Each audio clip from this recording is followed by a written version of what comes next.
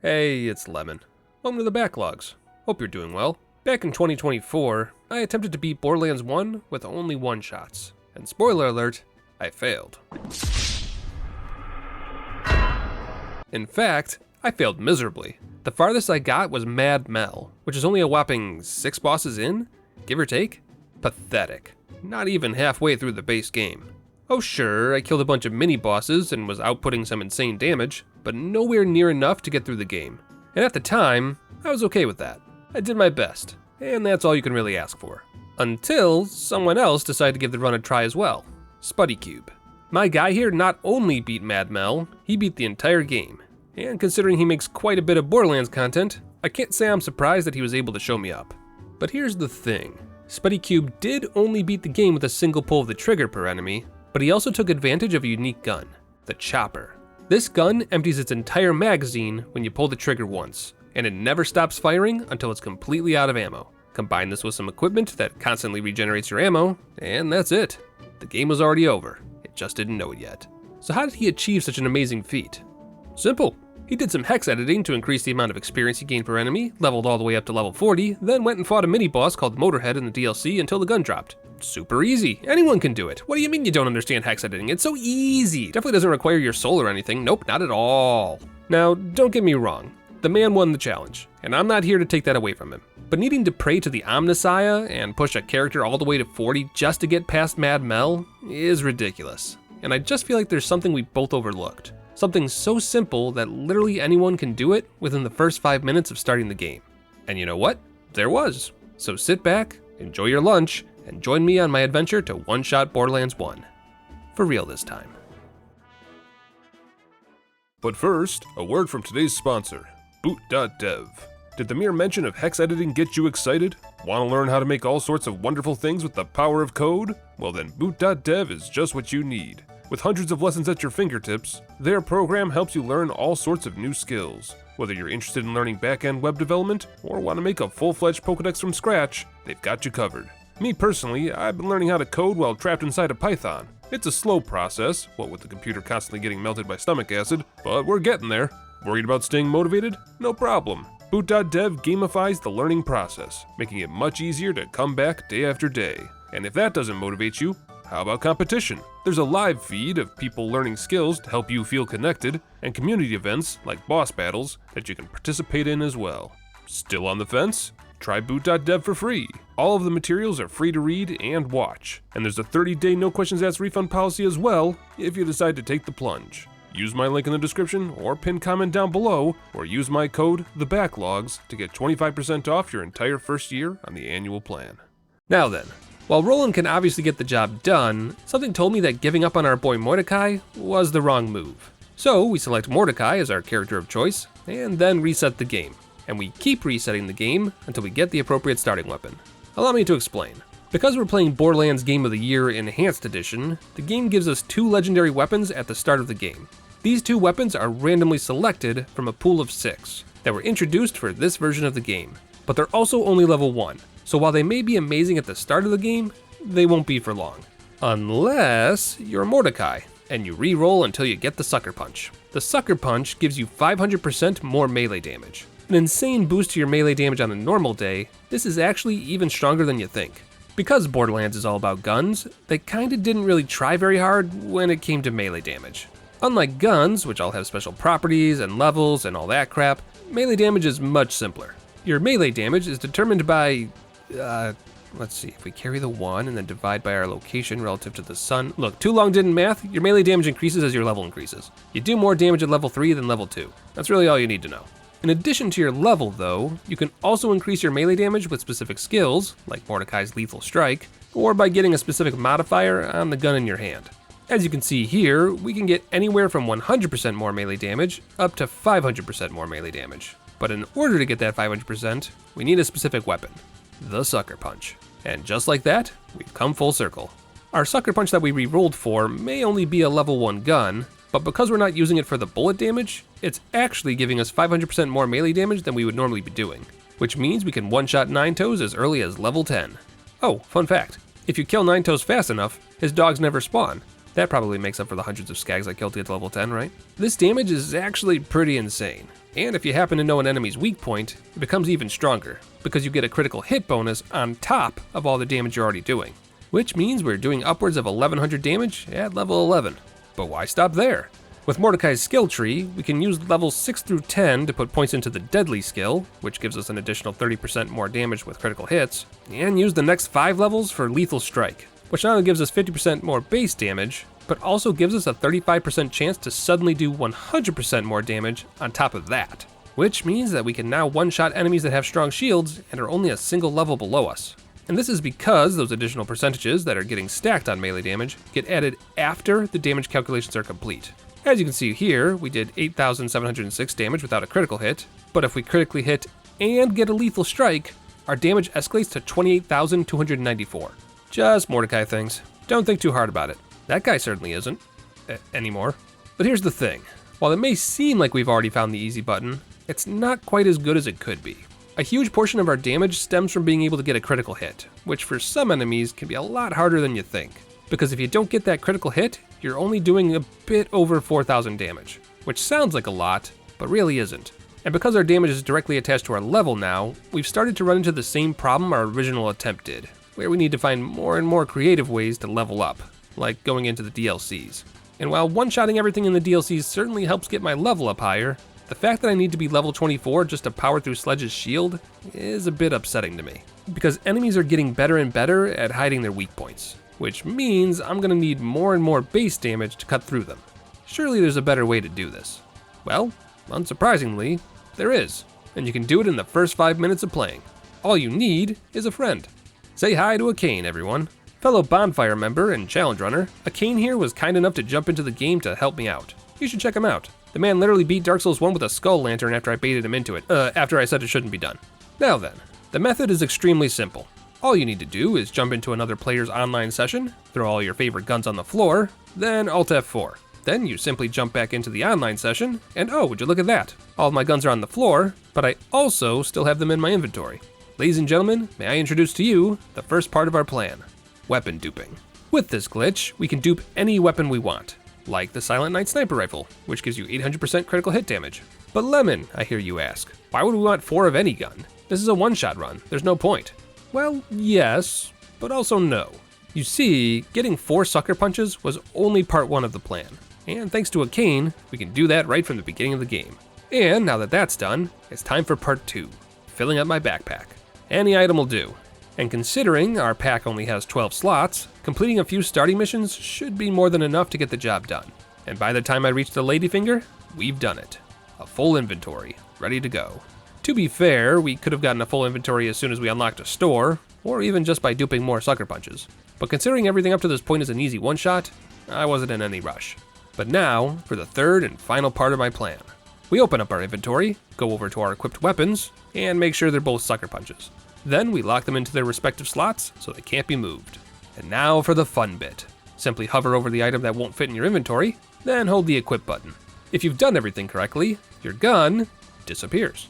Then we swap to the second sucker punch we have equipped and do the exact same thing. Then we switch back to our original sucker punch and we're good to go. So, what was the point of all that? Well, it's weirdly simple actually. We just told the game to directly equip a weapon off the ground. But because we locked our equipment, the game can't do that. So it freaks out a bit. Then we reassured it by swapping weapons, just to sucker punch it and do it again. Badumtis. All of this madness has given the game a bit of a scare, and it doesn't really know what we're holding anymore. So now, instead of my melee attack doing roughly 100 damage, it's doing over 200. What happened? Simple. We stacked our weapons on top of one another. This glitch is called weapon merging by the Borderlands community, and has been known about for years. But every time someone brings it up, they always talk about it in reference to New Game Plus. Mostly because they're after guns that drop from the endgame chest, and because they're not doing one-shot challenges. But don't get the wrong idea. Weapon merging doesn't just mash 2 weapon damages together. We can't make a sniper rifle that does rocket launcher levels of base damage or anything like that. But what it does mash together is the weapon modifiers. Well, some of them anyway. While I couldn't find any in-depth testing for this glitch, multiple people have reported that certain modifiers don't work. Base damage, fire rate, zoom magnification, and things like that are completely unaffected. But you know what is affected? The melee damage modifier. which means that 500% melee bonus we were using on our first attempt is now 1000% melee bonus, which is enough to kill Bonehead without a critical hit at level 12. Now it's a simple matter of leveling up, because once we add the deadly and lethal strike skills to the mix, that number is going to skyrocket. Exhibit A, a lethal strike against an Alpha Skag just did 5,650 damage, without a crit. But it doesn't stop there. The further into the game we get, the more inventory slots we unlock. And the more inventory slots we unlock, the more sucker punches we can merge. Which means by the time this run is over, we'll have over 2,000% more melee damage. But wait, there's more! Turns out, the lethal strike skill is actually completely borked. Because while it's supposed to give you that 100% damage bonus when it triggers, it sometimes glitches out and triggers multiple times, taking that 100% into the stratosphere. Which means we can murder bosses like Undead Ned with a single hit at level 22. Whoops. Well, that's one DLC down. I go back into the base game, where Sledge is waiting for us, and give him the old alley-oop. And there you go, 12,316 damage, without a crit. Moving right along. By the way, that damage, that was done with only 3 inventory slots. You unlock the first inventory slot from fixing the Catch-A-Ride station, and you don't unlock the 4th slot until you reach Helena Pierce in New Haven. But in order to get to New Haven, we have to clear the Doll Headlands, the same place that defeated my first attempt at this run. Time to see if history repeats itself. Mad Mel, the wall of the challenge run. Our first task is to make sure he can't run away from my blade. And after utilizing some janky physics, we've got him exactly where we want him. Time to die, you son of a... Excuse me, what? No, don't you fucking do this to me, you bastard! So, fun fact, Mad Mel is immune to melee damage. Apparently. In fact, he's immune to critical hit damage entirely. So even if we swapped tactics and duped a Silent Night sniper rifle and changed our build to be critical hit focused instead, it wouldn't matter. God, that sucks. But then, a ray of hope. Someone in the comments of my last video mentioned that speedrunners will use bouncing Betty grenades to get past Mad Mel quickly. And if I make a quick visit to the Underdome DLC, I can reset the shop there until we find some for sale. Alright chat, you've led me astray before, don't fuck me now! Oh, that's not bad. That's not bad at all. Now here's the problem. The level 16 version of the grenade doesn't do enough damage. And since it's a grenade, Mordecai doesn't have any way to enhance its damage with skills. Which means we need to find a stronger version of the grenade. But the game won't sell you a stronger version of the grenade until you get past Mad Mel. Unless you go to the General Knox DLC, where you can buy one that does 92 damage instead of 42. The only problem with this is you have to be level 34 to even use them, which sucks. Unless you use the Merchant of Death glitch, where you repeatedly sell and buy back a weapon to get 20,000 XP over and over again. Essentially, there's a challenge in the game that wants you to sell 1,200 items to the shop. Once you do, the game gives you 20,000 XP. But if you then buy back that 1,200th item, the game rolls back the challenge progress to 1199, which means you can sell that item to the store again, get another 20,000 XP, and repeat ad nauseum. And with our level now comfortably at level 34, we can now use our 92 damage bouncing Bettys. All we have to do is teach Mad Mel another lesson in jank-ass physics, toss a single grenade, and then let Betty do all the work. And there you go. Mad Mel kill with a single button press and 6 levels faster than SpuddyCube. You love to see it. In fact, I love that so much, let's do it again. Sure, I almost died, but you gotta admit that jamming a grenade into the grill of his car while on the brink of death is about as Mad Max as you can get. And with Mad Mel dead for the second time, the run can officially move on.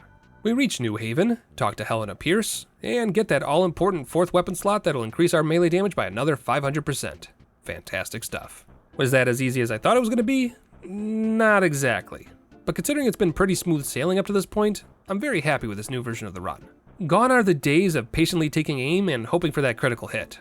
Outside of Mel, killing every boss and enemy is as simple as running up to them and pressing a button. Little brothers of the world rejoice. Which brings us to the next story boss of the run, Crom. All we gotta do is run up and stab him in the face and we... Oh, it's like that, is it? Well, say hi to Betty for me. Magnificent. And with yet another vault piece collected, the story continues. Our next mission is to kill Taylor Cobb, but he's just a normal dude, so whatever, which then unlocks the another piece of the puzzle quest, as well as the next area, the Trash Coast. And it's here that the next brick wall of the challenge run lies in wait, the Rack Hive. This incredible beast of burden has a massive health pool. We just did a little short of 7,000 damage, and that took off, what, 10% of its health bar? Less? But that's alright, that wasn't a critical hit.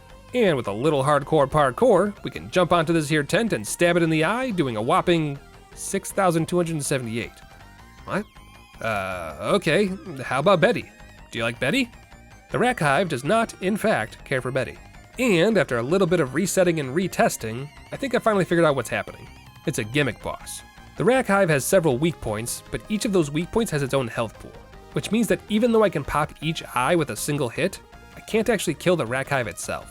But then, a thought. We did more damage against the Rack Hive when we didn't hit a weak point, right?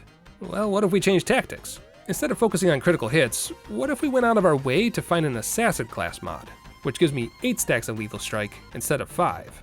Not only would this increase our melee damage as a whole by another 30%, changing our base damage from 7,000 to 8,300, but we can also just reset a few times, and wait for Lethal Strike to trigger. And there you go. Rack Hive killed in a single 62,000 damage hit. You'd love to see it. God, I love spaghetti, don't you? And with another piece of the vault key collected, we can take our ridiculous build into the final stretch of the game. But why stop there? If we make another quick stop in the General Nox DLC, we can kill Mr. Shank with ease, then explore his base until we find the hidden Truxican Wrestler, who drops a very special item upon death. The Truxican Wrestler class mod.